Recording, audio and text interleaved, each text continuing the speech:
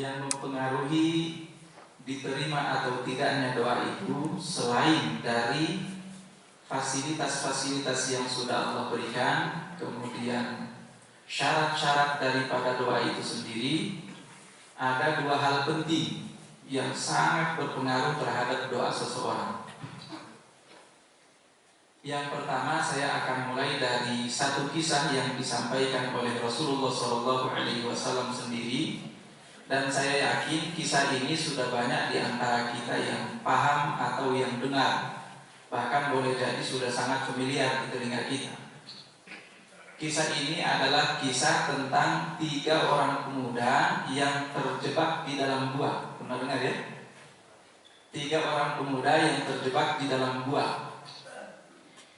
3 orang pemuda itu, mereka terjebak di dalam gua. Gua itu ketutup dengan batu yang sangat besar yang tidak mungkin, mereka tidak punya kekuatan sama sekali untuk menggeser batu itu. Sama sekali mereka tidak punya kekuatan untuk itu. Setelah lama berpikir, akhirnya mereka sepakat, kita harus berdoa. Karena senjata orang beriman adalah doa. Ad-du'a'u silahul mu'min. Akhirnya sepakat, dan doa itu bukan doa yang sembarangan. Mereka masing-masing berdoa dengan menyampaikan amal soleh unggulan yang mereka punya. Pemuda yang pertama, dia berdoa, ya Allah, saya ini tukang susu, dan saya punya anak dan istri, tapi saya juga punya kedua orang tua. Setiap saya pulang dari bekerja, hasil daripada pekerjaan saya tidak saya berikan kepada istri dan anak saya sebelum saya berikan kepada kedua orang tua saya. Sampai suatu waktu ketika saya pulangnya kemalaman. Pulang ternyata kedua orang tuanya sudah tidur. Apa yang dilakukan oleh pemuda itu, dia tetap memegang susu itu, tidak diberikan kepada istri dan anaknya sampai orang tuanya bangun. Jadi ditungguin itu sepanjang malam. Ditungguin sepanjang malam sampai orang tuanya bangun, baru susu itu diberikan kepada kedua orang tuanya. Setelah diberikan kepada kedua orang tuanya, baru kemudian diberikan kepada istri dan anak-anaknya. Tapi jangan gagal fokus ya. Apa yang saya katakan, jangan gagal fokus. Kisah ini pelajarannya bukan berarti Anda tidak perlu memberikan nafkah kepada anak dan istri. Itu gagal fokus namanya. Tidak seperti itu ya. Artinya tetap itu adalah tanggung jawab dan kewajiban kita untuk menafkahi istri dan anak-anak kita. Tapi suatu keutamaan tertentu jika Anda kemudian bisa melakukan hal semacam ini. Orang tua masih tetap lebih didahulukan ketimbang daripada istri dan anak-anak, tentunya tanpa mengabaikan mereka, tanpa menelantarkan mereka. Karena kalau menelantarkan mereka, itu juga dosa itu. Jadi pada dasarnya jamaah yang dimuliakan Allah, ketika Anda misalnya semua nafkah yang Anda peroleh itu diberikan kepada istri dan anak-anak Anda, itu bukan dosa. Memang itu kewajiban Anda, tapi saat Anda bisa melakukan seperti pemuda ini, itu adalah keutamaan tertentu. Ini pemuda yang pertama. Dikatakan oleh pemuda itu, diceritakan apa yang sudah dia lakukan. Setelah selesai menceritakan itu, apa kata pemuda itu? Ya Allah, kalau memang ini adalah amal soleh yang Engkau terima, maka geserlah batu ini.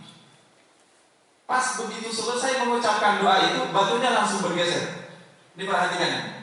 Selesai mengucapkan doa itu, batunya langsung bergeser. Akan tetapi mereka belum juga bisa mengeluarkan diri dari gua itu. Kemudian pemuda yang kedua berdoa lagi. Dia juga menyebutkan amal soleh unggulannya. Dan pemuda yang kedua itu, amal soleh unggulan yang disebut oleh dia adalah, dia katakan, saya itu punya sepupu seorang wanita cantik. Wanita cantik. Sini banyak wanita cantik. Nggak ada. Di Timika saya dengar ada. Banyak katanya di Timika. Makanya saya dengar beberapa kawan semalam saya nggak berani itu kalau keluar ke Timika Ustaz, bahaya, godaannya terlalu besar. Nah ini perhatikan. Jadi pemuda itu dia punya seorang sepupu wanita cantik luar biasa. Lalu suatu waktu dia ingin melakukan zina bersama dengan wanita itu. Ternyata wanitanya, sepupunya ini juga mau. Meskipun sebetulnya dengan syarat ada uang yang harus dia setorkan ke wanita itu. Akhirnya diupayakan uang itu. Begitu selesai diupayakan, dia dapat uang itu, ditaruh uang itu di depan wanita itu. Begitu mau melakukan zina itu, tiba-tiba wanita itu mengatakan, ittaqillah, bertakwalah kepada Allah. Begitu mendengarkan kata ittaqillah, pemuda itu langsung taruh duitnya, langsung pergi, ditinggalkan. Tidak jadi dia melakukan apa yang sudah dia niatkan sebelumnya. Lalu kemudian setelah menceritakan apa yang menjadi pengalamannya itu, pemuda ini juga mengatakan, ya Allah, kalau memang ini termasuk bagian dari amal soleh yang pernah saya lakukan yang Engkau ridhoi, maka geserlah batu ini. Saat itu juga batu ini bergeser. Pemuda yang ketiga dia mengatakan, ya Allah, saya suatu waktu dulu pernah punya seorang penggembala. Saya punya seorang penggembala. Dia menggembalakan domba-domba saya. Tapi suatu waktu penggembala saya itu pergi tanpa sepengetahuan saya dan gajinya belum diambil. Gajinya itu berupa domba juga, 1 ekor domba. Jadi dia pergi, gajinya 1 ekor domba itu belum diambil. Akhirnya saya memutuskan untuk merawat domba yang jadi gajinya penggembala saya itu. Saya rawat, saya pelihara sedemikian rupa sampai kemudian menghasilkan 1 lembah. Penuh 1 lembah itu. Jadi dia sendiri yang menggembala domba yang merupakan gaji dari penggembala ini.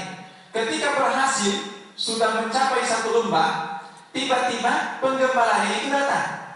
Begitu penggembalanya datang, dia tanya, mana gaji saya dulu? Ditunjukkan oleh dia, itu 1 lembah itu gaji kamu semua itu.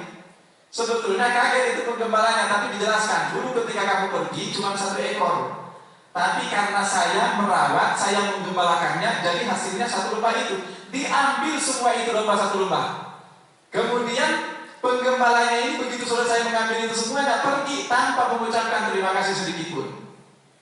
Tapi orang ini ikhlas, karena memang kata dia, ya itu hak dia. Coba bayangkan kalau kita sekarang kira-kira bisa kayak gitu apa enggak? Itu ya. Jadi digembalakan, dia sebetulnya punya hak di situ.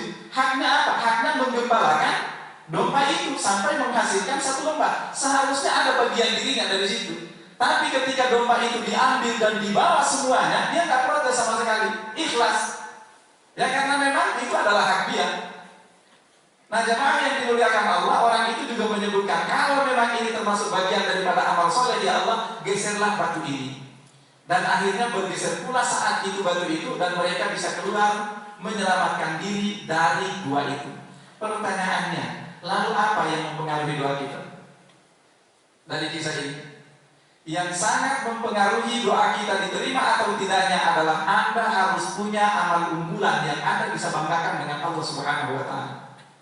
Kita nggak bisa mencontoh para sahabat, kita nggak bisa mencontoh orang-orang saleh di zaman salafus saleh, nggak bisa. Mereka itu memang generasi yang terbaik, tapi kita bisa punya amal unggulan satu saja yang kita unggulkan, satu saja yang bisa kita banggakan. Insya Allah itu bisa menjadi wasilah bagi kita di dalam berdoa. Sebutlah itu di dalam doa kita. Ini luar biasa, saya luar biasa berbangga dengan Ustadz Anam di sini. Ini beliau ternyata sudah punya banyak luar biasa jasa di sini, mengislamkan banyak orang-orang Nasrani. Itu termasuk bagian daripada amal soleh unggulan. Ya, kalau kita punya seperti itu masya Allah luar biasa. Amal unggulan itu nggak perlu banyak, satu, tapi memang benar-benar amal itu Anda rahasiakan. Yang tahu itu hanya Anda dengan Allah Subhanahu wa Ta'ala. Ada orang amal unggulannya dekat akrab sekali dengan Al-Quran. Ada orang amal unggulannya dia bisa menghindari zina. Ada orang amal unggulannya sedekah yang tidak diketahui oleh siapapun juga. Macam-macam. Intinya kita bisa memiliki amal unggulan tersendiri yang bisa kita banggakan dengan Allah Subhanahu wa Ta'ala. Bisa, semua pasti bisa. Sekali lagi tidak bisa kita jangkau semua amal soleh yang ada, tapi satu yang bisa kita banggakan itu bisa, jemaah yang dimuliakan Allah. Dan ini sangat mempengaruhi doa yang kita sampaikan kepada Allah Subhanahu wa Ta'ala.